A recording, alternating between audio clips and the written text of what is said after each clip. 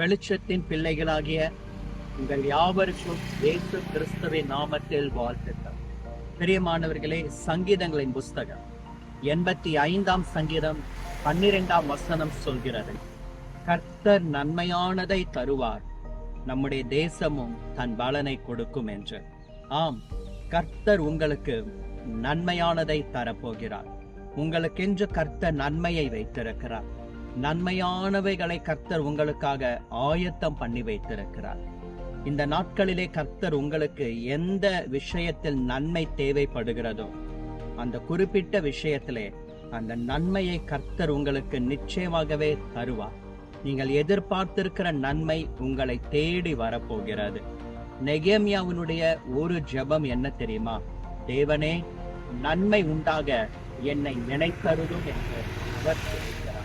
இன்றைக்கும் இதை கேட்டுக் கொண்டிருக்கிற அன்பு சகோதரனே, சகோதரியே, நீங்கள் யாராக இருந்தாலும், எந்த இடத்தில் இருந்தாலும், நெகேமியாவின் மேல் நன்மை செய்கிற கர்த்தருடைய கரம் இறங்கினது போல உங்கள் மேல் கர்த்தருடைய கரம் நன்மை செய்கிற கரமாய் இறங்கி உங்களுக்கு நன்மையை கொண்டு வரப்போகிறது.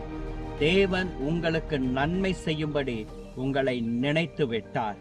உங்களை கர்த்தர் நினைத்து விட்டார். உங்களை தேடி நன்மைகள் வரப்போகிறது. எப்படிப்பட்ட நன்மை? இரட்டிப்பான நன்மை.